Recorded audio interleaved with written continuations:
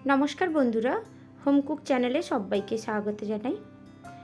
আজকে আমি একটি ফুলকপি দিয়ে সম্পূর্ণ নিরামিষ রেসিপি তৈরি করে দেখাবো। এই রেসিপিটি আমি বৃহস্পতিবারে বাড়িতে বানিয়েছিলাম। এত সুন্দর হয়েছিল রেসিপিটি, কি বলবো আপনাদেরকে। ফুলকপি তো প্রায় শেষের পথে হয়ে গেছে, একদম শেষ হয়ে যাওয়ার আগে একবার হলেও রেসিপিটি বানিয়ে ফেলুন। রেসিপিটি বানানোর জন্য আমি এখানে একটা মিডিয়াম সাইজের ফুলকপি নিয়ে একদম পাতলা পাতলা করে ঝিরি করে কেটে ধুয়ে রেখেছি। আর সেই সঙ্গে নিয়েছি একটা মিডিয়াম সাইজের আলুকেও একদম ঝিরি করে কেটে ধুয়ে পরিষ্কার করে নিয়েছি। আর একটা মিডিয়াম সাইজের টমেটোকে ঝিরি করে কেটে নিয়েছি। আর 4টের মতো চেরা কাঁচা লঙ্কা নিয়েছি। এবার আমি এই ফুলকপিগুলোকে হালকা একটু ভাপিয়ে নেব। ফুলকপিগুলোকে হালকা একটু ভাপিয়ে নিলে ফুলকপির মধ্যে যে একটা রাখছে গন্ধ মতো থাকে, ওই জলের মধ্যে দিয়ে ওটা বেরিয়ে যাবে আর খাওয়ার সময় একটুও গন্ধ করবে না। তার জন্য গ্যাসে একটা প্যান বসিয়ে নিয়েছি। আর প্যানটাতে বেশ কিছুটা পরিমাণ তেল রয়েছে, কারণ আমি কিছুক্ষণ আগে একটু বেগুন ভাজা করেছিলাম, তো ওই প্যানটাই আমি সেদ্ধটা করে নিচ্ছি। তার জন্য 1 গ্লাসের মতো জল দিলাম আর সামান্য একটু লবণ আর সামান্য একটু হলুদ দিয়ে আমি ভালো করে জলটাকে গুলে নিলাম। এবার গ্যাসের ফ্লেমটা হাইতে করে দেব। এরপর ওই কেটে ধুয়ে রাখা ফুলকপিগুলোকে আমি এক এক করে দিয়ে দিলাম।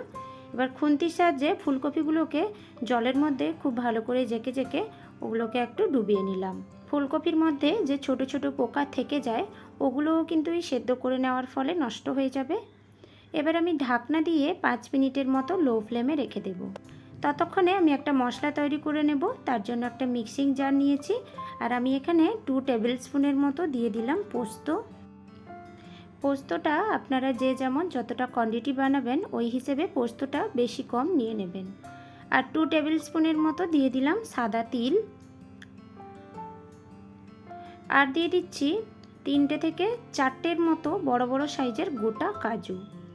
এবার আমি এগুলোকে 2 টেবিল স্পুনের মতো জল দিয়ে বেশ কিছুক্ষণ ভিজিয়ে রেখে দেব। এগুলোকে কিছুক্ষণ ভিজিয়ে রেখে দিলে এগুলোকে পেস্ট করার সময় একদম মিহি করে কিন্তু পেস্টটা হবে। এগুলোকে এবার কিছুক্ষণ ভিজোতে রেখে দিচ্ছি। এবার আমি ততক্ষণে ফুলকপিটা দেখে নেব।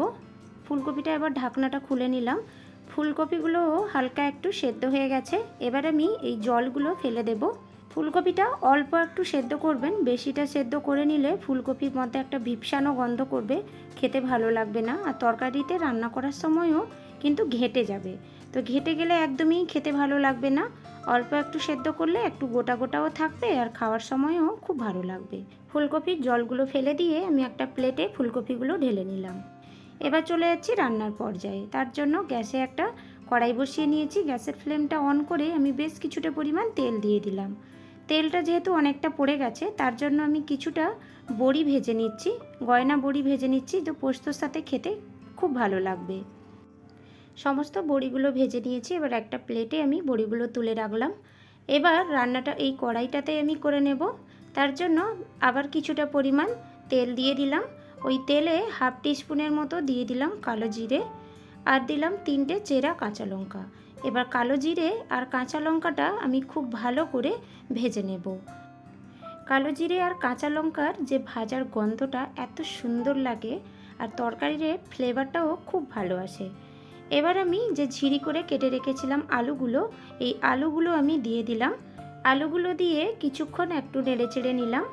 এবার আমি কিছুটা গুঁড়ো মশলা অ্যাড করে দেবো। তার মধ্যে দিলাম 1/3 টিস্পুনের মতো হলুদ গুঁড়ো, 1/3 টিস্পুনের মতো লঙ্কার গুঁড়ো, 1/3 টিস্পুনের মতো ধনে গুঁড়ো আর দিলাম স্বাদ মতো লবণ।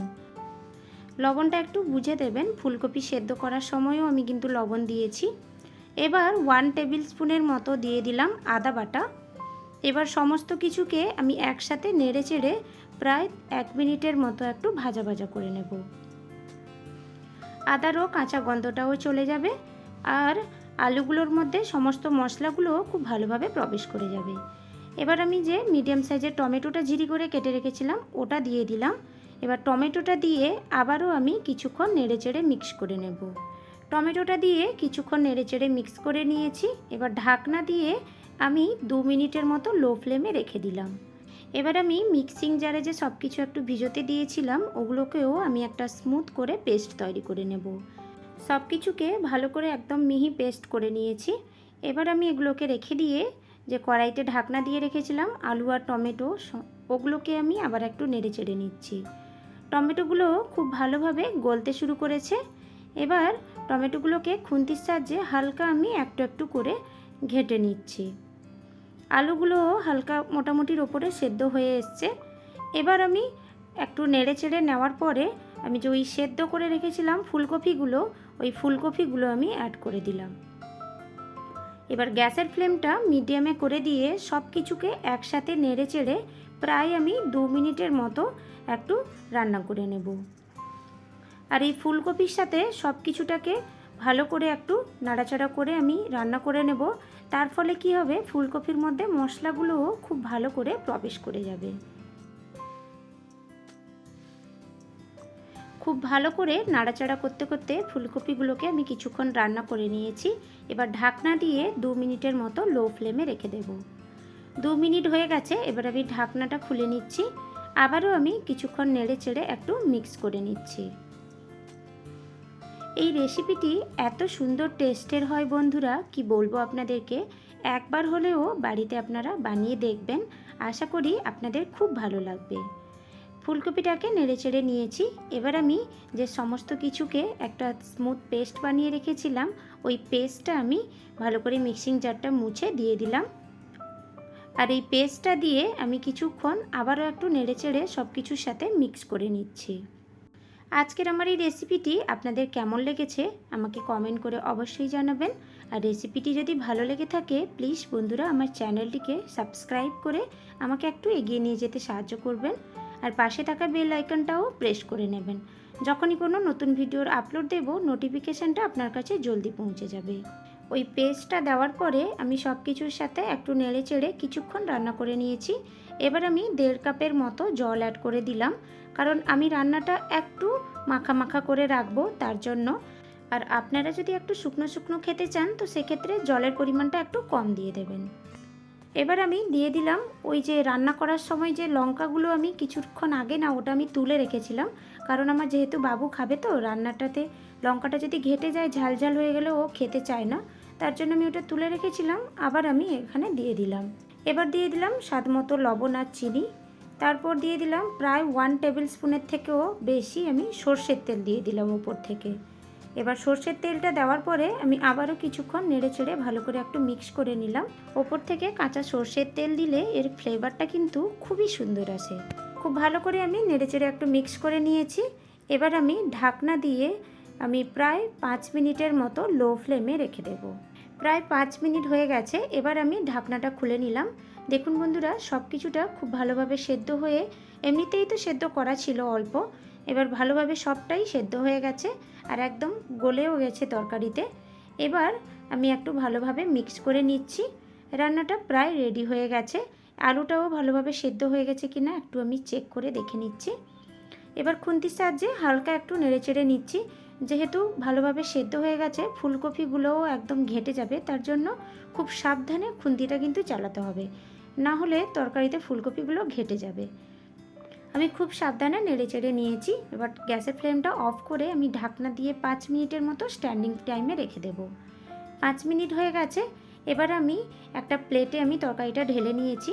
দেখুন খালি বন্ধুরা দেখতে কতটা সুন্দর হয়েছে, আর খেতেও কিন্তু অপূর্ব স্বাদের হয়। আমি একটু আপনাদের সামনে পরিবেশন করে দেখিয়ে দিচ্ছি।